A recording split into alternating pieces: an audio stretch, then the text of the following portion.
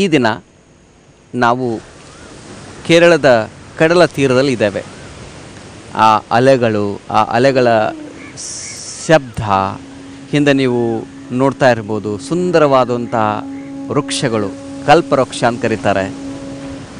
ಇದರ ಮಧ್ಯದಲ್ಲಿ ನಾವು ಯೋಗ ಮಾಡುವಂಥ ಈ ಬೆಳಗಿನ ಜಾವ, ಆ ತಂಗಾಳಿ ನಮ್ಮ ದೇಹಕ್ಕೆ ಸ್ಪರ್ಶವಾಗ್ತಾ ಇದೆ. ಈ ಹಿತವೇ ಹಿತ, ಈ ಸುಖವೇ ಸುಖ. ಅದಕ್ಕೆ ಅಕ್ಕಮಹಾದೇವ ಹೇಳ್ತಾರೆ, ಎರೆಯಂತೆ ಕರಕರಗಿ ಮಳಲಂತೆ ಜರಿದು ಆವಿಗೆಯ ಕಿಚ್ಚಿನಂತೆ ಸುಳಿದು ಬೆಂದೆ ನಾನು. ನನ್ನ ಬದುಕು ಏನಾಗ್ತಾ ಇದೆ ಅಂತಂದರೆ, ಈ ಮಣ್ಣಿನಂಗೆ ನಾನು ಜರ್ಕೊಂಡು ಹೊಂಟ್ಬಿಟ್ಟಿದ್ದಾನೆ. ಒಂದು ಜೀವನದಲ್ಲಿ ಒಂದು ಗ್ರಿಪ್ಪು ಸಿಗ್ತಾ ಇಲ್ಲ, ಒಂದು ಕಡೆ ನಿಂತ್ಕೊಳ್ಳೋಕೆ ಆಗ್ತಾ ಇಲ್ಲ. ಎರೆಯಂತೆ ಕರಕರಗಿ ಮಳಲಂತೆ ಜರಿದು ಮರಳಿನಂಗೆ ಜರಿತಾ ಹೋಗ್ತಾ ಇದ್ದೇನೆ. ಮಣ್ಣಂಗೆ ನಾನು ಕರಗ್ತಾ ಹೋಗ್ತಾ ಇದ್ದೀನಿ. ನನ್ನತನವನ್ನು ಕಳ್ಕೊತಾ ಇದ್ದೇನೆ. ಆವಿಗೆಯ ಕಿಚ್ಚಿನಂತೆ ಸುಳಿದು ಬೆಂದೆ. ಒಂದು ಕಟ್ಟಿಗೆಯನ್ನು ಹೇಗೆ ಸುಟ್ಟ ಮೇಲೆ ಅದು ಕೆಂಪಾಗಿಬಿಟ್ಟಿರ್ತೋ ಹಾಗೆ ನಾನು ಸುಡ್ತಾ ಇದ್ದೀನಿ. ಆದರೆ ನನ್ನನ್ನು ಏನು ಮಾಡು ಅಂತಂದರೆ, ಆವಿಗೆಯ ಕಿಚ್ಚಿನಂತೆ ಸುಳಿದು ಬೆಂದೆ ನಾನು. ಅರಸಿ ಕಾಣದ ತನುವ ಬೆರಸಿ ಕೂಡದ ಸುಖವ ಎನಗೆ ನೀ ಕರುಣಿಸು ಚೆನ್ನ ಮಲ್ಲಿಕಾರ್ಜುನ ಥರ. ಅರಸಿಯು ಹುಡುಕಿದ್ರು ಕೊಡುವಂಥ ತನುವನ್ನು, ಬೆರಸಿ ಕೂಡದ ಸುಖವನ್ನು, ಆ ಸುಖವನ್ನು ನನಗೆ ಕೊಡು ಅಂಥೇಳಿ ಅಕ್ಕಮಹಾದೇವ ಹೇಳ್ತಾರೆ. ಬಹುತೇಕ ಆ ಸುಖ ಇವತ್ತು ನಮಗೆ ಫೀಲ್ ಆಗ್ತಾ ಇದೆ. ಇವತ್ತು ಈ ಕಡಲ ತೀರದಲ್ಲಿ ಯೋಗ ಮಾಡೋದೇ ಒಂದು ಸುಯೋಗ. ಅದಕ್ಕೆ ನಾವು ಹೇಳೋದು, ಜೀವನದಲ್ಲಿ ಎಷ್ಟೋ ಜನ ನೀವು ಅಲೆಯಲ್ಲಿ ಹೋಗ್ತೀರಾ, ಹೀಗೆ ಒಂದಿಷ್ಟು ಕುಳಿತುಕೊಂಡು ಒಂದು ಸುಂದರವಾದ ಸ್ಥಳಕ್ಕೆ ಹೋಗಿ ಧ್ಯಾನವನ್ನು ಮಾಡಿ, ಪ್ರಾಣಾಯಾಮವನ್ನು ಮಾಡಿ, ಅದರಲ್ಲಿ ಸಿಗುವಂಥ ಸುಖವೇ ಸುಖ. ಅದೇ ನಿಜವಾದ ಸುಖ. ಆ ದೃಷ್ಟಿಯಿಂದ ಇಲ್ಲಿ ಕೆಲವೊಂದು ಆಸನಗಳನ್ನ ನಾನು ಒಂದು ವಿಶೇಷವಾಗಿ ಹೇಳಿಕೊಡ್ತಾನೆ. ಈ ಆಸನಗಳನ್ನು ಮಾಡೋದ್ರಿಂದ, ಇವಕ್ಕೆ ಇನ್ವರ್ಟೆಡ್ ಪೋಸ್ಚರ್ ಅಂತ ಕರೀತಾರೆ. ಇದರಿಂದ ನಮ್ಮ ನಾಭಿಯನ್ನು ಹೇಗೆ ನಾವು ಸ್ಟ್ರೆಂಗ್ತನ್ ಮಾಡ್ಕೋಬೇಕು. ಅನೇಕ ತಾಯಂದ್ರಿಗೆ ಏನಾಗ್ತದೆ, ನಾಭಿ ಹೊಕ್ಕಳ ಬಳಿ ಬಿದ್ದು ಬಿಡ್ತದೆ. ಇವತ್ತು ದೊಡ್ಡ ಸಮಸ್ಯೆ. ಈಗ ಹೆರಿಗೆ ಆದ ತಕ್ಷಣ ಹೆಣ್ಮಕ್ಳು ಏನಾಗುತ್ತದೆ, ಅಲ್ಲಿ ಸರ್ಕಲ್ಸ್ಗಳು ಬರ್ತಾವೆ. ಸರ್ಕಲ್ಸ್ ಅಂತಂದರೆ ಈ ಲೈನ್ಸ್ಗಳು ಬರ್ಲಿಕ್ಕೆ ಸ್ಟಾರ್ಟ್ ಆಗಿಬಿಡ್ತಾವೆ ಈ ಭಾಗದಲ್ಲಿ. ಆ ಮಾರ್ಕ್ಸ್ಗಳಂತ ನಾವು ಕರಿತೇವೆ. ಆ ಮಾರ್ಕ್ಸ್ಗಳಿಗೆ ಭಾಳಷ್ಟು ಜನ ಹರಸಾಹಸ ಮಾಡ್ತಾ ಇರ್ತಾರೆ ಹೆಣ್ಮಕ್ಳು. ಅದಕ್ಕೆ ಸಿಂಪಲ್ಲಾಗಿ ನೀವು ಯಾವ ಆಸನಗಳನ್ನು ಮಾಡಿದರೆ, ಹೆರಿಗೆ ಆದಮೇಲೆ ಯಾವ ಆಸನಗಳನ್ನು ನೀವು ಸಪೋರ್ಟಿಗೆ ಮಾಡಿದರೆ ನಿಮ್ಮ ಮಾರ್ಕ್ಸ್ಗಳು ಬೀಳೋದಿಲ್ಲ ನಾಭಿ ಮೇಲೆ. ಮತ್ತು ಅನೇಕ ಜನ ಏನು ಮಾಡ್ತಾರೆ, ಈ ಭಾಗದಲ್ಲಿ ನಾಭಿ ಇಲ್ಲಿ ಏನು ಕಟ್ಕೊಂಡಿರ್ತಾರೆ, ಇಲ್ಲಿ ಯಾವ ಕಾರಣ ಕಟ್ಕೋಬಾರ್ದು. ನೀವೇನೇ ಕಟ್ಕೊಂಡ್ರು ನಾಭಿಯ ಕೆಳಭಾಗದಲ್ಲಿಯೇ ಕಟ್ಕೋಬೇಕು. ನೋಡಿ, ಒಂದು 4 ಬೆರಳು ಗ್ಯಾಪ್ ಇರಬೇಕು ಅಟ್ಲೀಸ್ಟ್. ಯಾಕಂದರೆ ಇಲ್ಲಿ ನೀವು ಕಟ್ಕೊಂಡ್ರೆ ಏನಾಗುತ್ತೆ, ಇಲ್ಲೇ ನಿಮಗೇನಾಗುತ್ತೆ, ನಿಮ್ಮ ಜಠರ ಇರೋದು, ಲಿವರ್ ಮತ್ತು ಜಠರಕ್ಕೆ ಡ್ಯಾಮೇಜ್ ಆಗುತ್ತೆ. ಅದಕ್ಕೆ ಹೇಳೋದು, ಕೆಲವೊಂದು ಆಸನಗಳು ಮಾಡಿ ತೋರಿಸ್ತೇನೆ, ಅವುಗಳನ್ನ ಅಭ್ಯಾಸ ಮಾಡಿ. ಇದನ್ನು ನಿಮಗೆ ಮಾರ್ಕ್ಗಳಾಗೋದಿಲ್ಲ. ವಿಶೇಷವಾಗಿ ಹೆರಿಗೆ ಆಫ್ಟರ್ ಡೆಲಿವರಿ ಏನು ಮಾಡಬೇಕು, ಯಾವ ಆಸನಗಳನ್ನ ಮಾಡಬೇಕು ಅನ್ನೋದನ್ನು ತಿಳ್ಕೊಂಡು ಬನ್ನಿ. ಹಾಗಂತಲ್ಲಿ ಇದು ಡೆಲಿವರಿ ಮಾಡಿದವರಿಗೆ ಇದೆ, ಇದು ನಮಗೇನಿಲ್ಲ ಅಂತ ತಿಳ್ಕೊಳಕ್ಕೆ ಹೋಗ್ಬೇಡಿ. ಅದಕ್ಕೆ ಹೇಳ್ತಾರೆ, ನಿಮ್ಮದು ಹೊಟ್ಟೆ ಇದೆ ಅಲ್ಲ, ಇದಕ್ಕೆ ಎವರ್ ಪ್ರೆಗ್ನೆಂಟ್ ನೆವರ್ ಡೆಲಿವರಿ ಅಂತ ಕರೀತಾರೆ. ಈ ತೂಕವನ್ನು ಇಳಿಸ್ಬೇಕು ಅಂದರೂ ಕೂಡ ಇವುಗಳು ನೀವು ಮಾಡಲೇಬೇಕಾಗತ್ತೆ. ಅದಕ್ಕೆ ನೋಡಿ, ಸರಳವಾಗಿ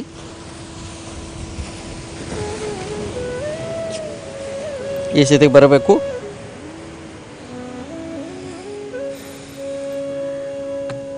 ಇದು ನಾಭಿ ಮೇಲೆ ಒತ್ತಡ ಆಗುತ್ತೆ, ಜೊತೆಗೆ ಬ್ಯಾಕ್ ಪೇನು ಬರೋದಿಲ್ಲ ಇದನ್ನು ಮಾಡೋದ್ರಿಂದ.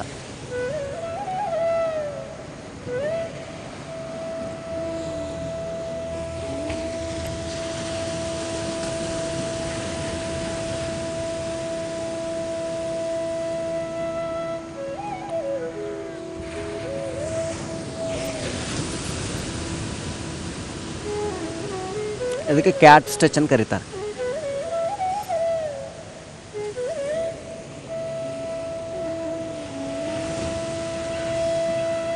ಧೀರೆ ಉಚ್ಛ್ವಾಸ ನಿಶ್ವಾಸ ಮಾಡಬೇಕು.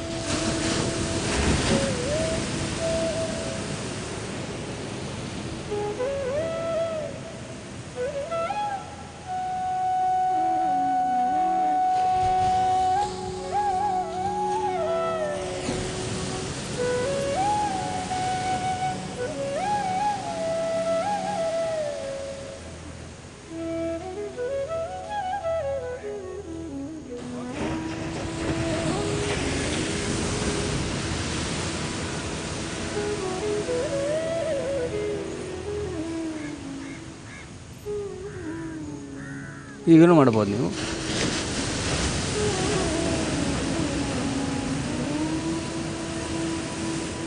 ಇನ್ನೊಂದು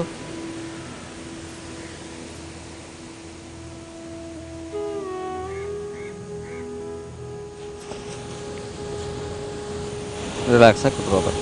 ಕೈಗಳನ್ನು ಮತ್ತು ಮೊಳಕಾಲ ಮೇಲೆ ನೀವು ಮಾಡಿದ್ರಿ, ಇದಕ್ಕೆ ನಾವೇನು ಕರಿತೇವೆ, ಮಾರ್ಜಾಲಾಸನ ಅಂತ ಕರಿತೇವೆ. ಇನ್ನು ಅಪೋಸಿಟಾಗಿ ಮಾಡೋದು, ವಿಶೇಷವಾಗಿ ಈಗ ನಾಭಿ ಮೇಲೆ ಯಾವತ್ತೂ ನೀವು ಫಾರ್ವರ್ಡ್ ಬೆಂಡ್ ಆಗಬೇಕಾದ್ರೆ ಬ್ಯಾಕ್ವರ್ಡ್ ಬೆಂಡ್ ಆಗಬೇಕು. ಬ್ಯಾಕ್ವರ್ಡ್ ಬೆಂಡ್ ಆದಮೇಲೆ ಫಾರ್ವರ್ಡ್ ಬೆಂಡಿಂಗ್ ಮಾಡಬೇಕು, ಅಥವಾ ಫಾರ್ವರ್ಡ್ ಬೆಂಡಿಂಗ್ ಆದಮೇಲೆ ಬ್ಯಾಕ್ವರ್ಡ್ ಆದಮೇಲೆ ಫಾರ್ವರ್ಡ್. ಇವುಗಳನ್ನ ನೀವು ರೆಗ್ಯುಲರಾಗಿ ಮಾಡಲೇಬೇಕು. ಇವಾಗ ನಾವೇನು ಮಾಡ್ತೇವೆ, ಕೈಗಳು ಹೀಗೆ ಇರಲಿ, ತೊಡೆ ನಿತಂಬ ಪಕ್ಕಕ್ಕೆ,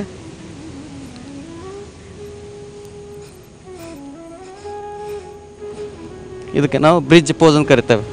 ಈ ಭಾಗದಲ್ಲಿ ಪ್ರೆಷರ್, ಒತ್ತಡ ಬೀಳುತ್ತೆ, ನಾಭಿ. ಕೈಗಳನ್ನು ಹೀಗೆ ಇಟ್ಟುಕೊಳ್ಳಿ, ದೀರ್ಘ ಉಚ್ಛ್ವಾಸ ನಿಶ್ವಾಸ ಮಾಡಿ. ಭಾಳಷ್ಟು ಜನ ಕೇಳ್ತಾ ಇರ್ತಾರೆ, ಈ ನಿತ್ತಂಬಗಳು ಕರಗಿಸುವ ವಿಧಾನ ಯಾವುದು? ಇವು ಭಾಳಷ್ಟು ದಪ್ಪ ಇರ್ತವೆ ನಿತ್ತಂಬಗಳು, ಪೃಷ್ಠಭಾಗ. ಇದನ್ನು ಕರಗಿಸ್ಲಿಕ್ಕೆ ಇದು ಬೆಸ್ಟ್ ಆಸನ ಮತ್ತು ಮಾರ್ಕ್ಗಳಾಗೋದಿಲ್ಲ ಇದು ಮಾಡೋದರಿಂದ. ಮತ್ತು ಹೈ ಬಿ ಪಿ ಇದ್ದವರು ನೆನಪಿನ ಶಕ್ತಿ ಕಡಿಮೆ ಆಗ್ತಾ ಇರ್ತದೆ, ಗೃಹಿಣಿಯರಿಗೆ ಅದು ವೃದ್ಧಿ ಆಗ್ತಾ ಹೋಗುತ್ತೆ. ಇದಕ್ಕೆ ಇನ್ವರ್ಟೆಡ್ ಪೊಸಿಷನ್ಸ್ ಅಂತಲೂ ಕರೀತಾರೆ, ಬ್ರಿಡ್ಜ್ ಪೋಸ್, ಸೇತು ಬಂದ ಆಸನ ಅಂತಲೂ ಕರೀತಾರೆ. ನಿಧಾನವಾಗಿ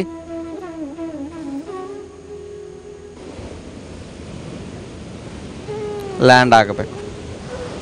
ಈಗ ನಿಧಾನವಾಗಿ ಎತ್ಕೊಳ್ಳಿ. ಈ ಥರ ಬ್ರಿಕ್ ಇರ್ತದೆ, ಈ ಬ್ರಿಕ್ಕನ್ನು ಕರೆಕ್ಟಾಗಿ ನಾವು ಇಲ್ಲಿ ಇಟ್ಕೋಬೇಕು. ನಿಮಗೆ ಈ ಥರ ನಿಂತ್ಕೊಳ್ಳೋಕೆ ಆಗ್ತಾಯಿಲ್ಲ ಅಂತಂದರೆ ಈ ರೀತಿ ಬ್ರಿಕ್ಕನ್ನು ಇಟ್ಕೋಬೇಕು. ದೀರ್ಘ ಉಚ್ಛ್ವಾಸ ನಿಶ್ವಾಸ ಮಾಡಬೇಕು.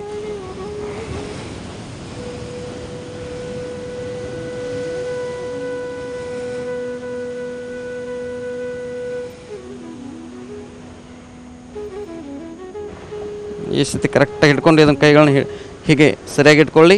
ಇಟ್ಕೊಂಡು ನಿಧಾನವಾಗಿ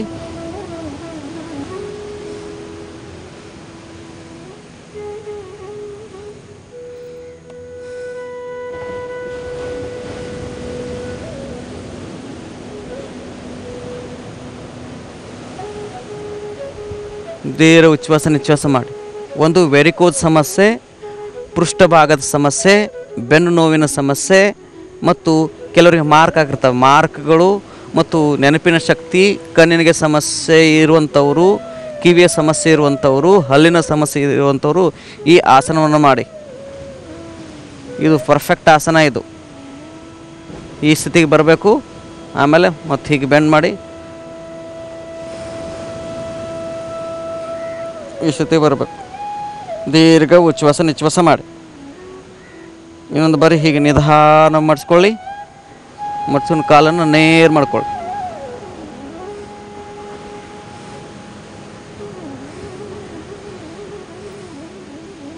ದೀರ್ಘ ಉಚ್ಛ್ವಾಸ ನಿಶ್ವಾಸ ಮಾಡಿ.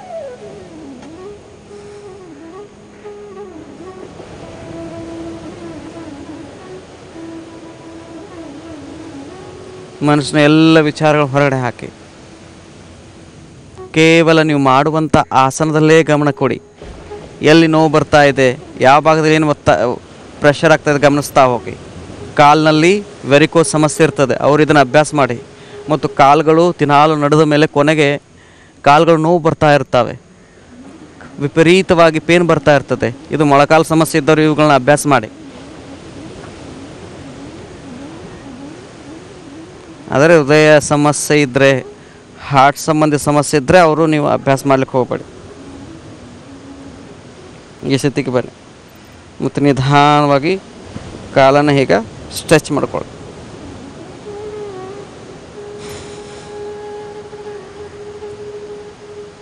ಬ್ರಿಡ್ಜ್ ಪೋಸ್ ಅಂತ ಕರೀತಾರೆ. ಒಂದು ಸೇತು ಹೇಗಿರ್ತದೆ ಇದೇ ಥರ ಇರ್ತದೆ ತಾನೆ.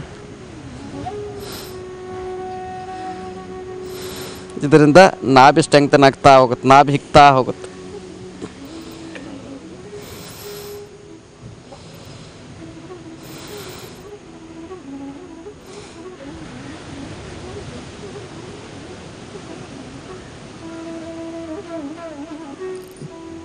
ಇದಾದಮೇಲೆ ನಿಧಾನವಾಗಿ ಇದನ್ನು ಎತ್ಕೋಬೇಕು.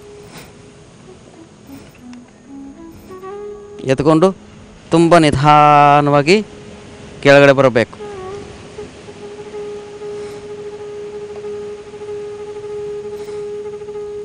ಇಷ್ಟು ತೆಗೆದುಕೊಂಡು ಬಂದು ಸ್ವಲ್ಪ ಧೀರ ಉಚ್ಛ್ವಾಸ ನಿಶ್ವಾಸ ಮಾಡಿ.